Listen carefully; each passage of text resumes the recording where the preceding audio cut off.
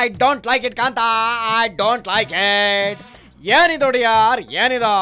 ನೀರ್ ಬಿಟ್ಟು ಡ್ಯಾಮ್ ಖಾಲಿ ಆದ್ಮೇಲೂ ಈ ತಮಿಳುನಾಡಿನ ಅಮ್ಮ ಗುಮ್ಮ ಜಯಮ್ಮ ನೀವು ಬಿಟ್ಟಿದ್ದು ಸಾಕಾಗ್ತಾ ಇಲ್ಲ.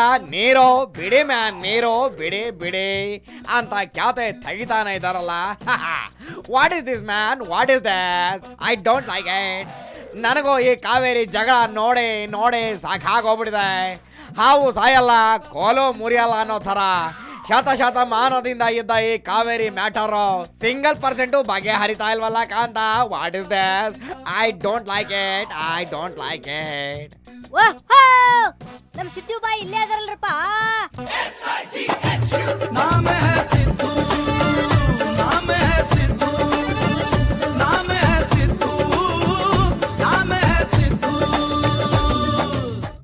Okay stop. ಸಿದ್ದು ಬಾಯಿ ಏನ್ರಿ ಕಾವೇರಿ ವಿವಾದ?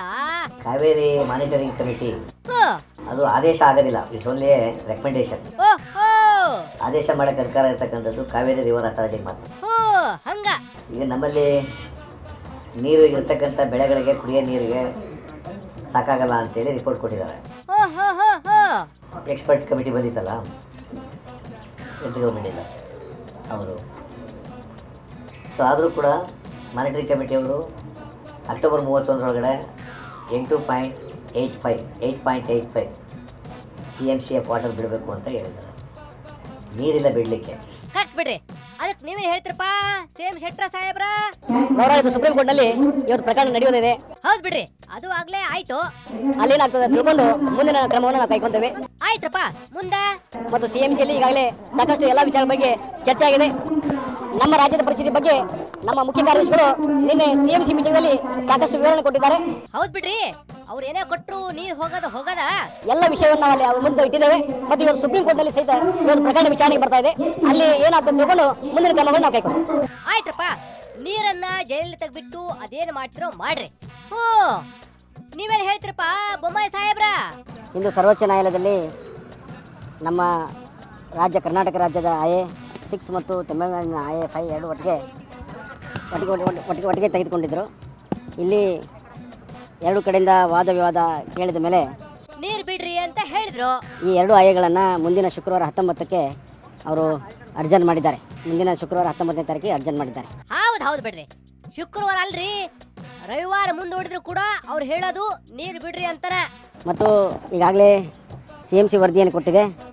ಅದಕ್ಕೆ ಸೂಕ್ತವಾಗಿರುವಂಥ ಅಧ್ಯಯನವನ್ನು ಮಾಡಿ ಇವತ್ತು ಅಥವಾ ನಾಳೆ ನಮ್ಮ ನಿಲುವನ್ನು ನಾವು ಕೇಂದ್ರ ಸರ್ಕಾರಕ್ಕೆ ತಿಳಿಸ್ತೇವೆ. ಈಗಾಗಲೇ ನಮ್ಮ ವಕೀಲರು ಆರ್ಡರ್ ಕಾಪಿಯನ್ನು ತೆಗೆದುಕೊಂಡು ಇವತ್ತು ಉತ್ತರವನ್ನು ಸಿದ್ಧ ಮಾಡ್ತಾ ಇದ್ದಾರೆ. ನಾಳೆ ಅದರ ಬಗ್ಗೆ ಕೇಂದ್ರ ಸರ್ಕಾರಕ್ಕೆ ವಿವರವಾದ ಉತ್ತರವನ್ನು ನಾವು ಕೊಡ್ತೇವೆ. ಆಯ್ತಪ್ಪ, ಮಾಡ್ರಿ, ಅದೇನು ಮಾಡ್ತಿರೋ ಮಾಡ್ರಿ. ನೀವೇನು ಹೇಳ್ತೀರಪ್ಪ? ಗೌರವಾನ್ವಿತ ನ್ಯಾಯಾಲಯ ಕರ್ನಾಟಕ ಮತ್ತು ತಮಿಳುನಾಡಿನ ವಕೀಲರ ವಿಚಾರವನ್ನು ಕೇಳಿದ ನಂತರ ಮುಂದಿನ ಶುಕ್ರವಾರಕ್ಕೆ 19ನೇ ತಾರೀಕಿಗೆ ಈ ಪ್ರಕರಣವನ್ನು ಮುಂದೂಡಿದೆ. ಓಕೆ.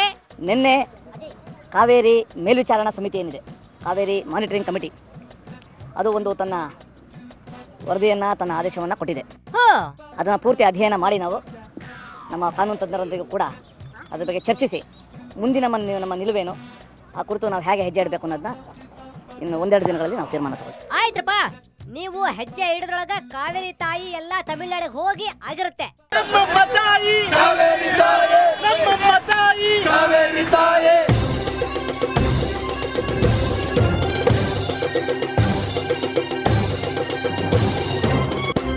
ಕಾವೇರಿ ನೀರು ನಮಗೆ, ಕನ್ನಡ ನಾಡ ರೈತಗೆ ಕೋಟಿನ ತೀರ್ಪು ಮನಕಲಕಿ.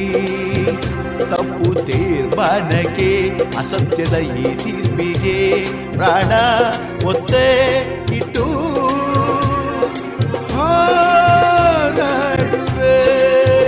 ಮುಂದೆ ಇತ್ತ ಹೆಜ್ಜೆ ಹಿಂದೆ ಎಂದು ಇಡೆವು, ಹೋರಾಟ ಮಾಡುವೆವು ಕಾವೇರಿ ಹೋರಾಟ.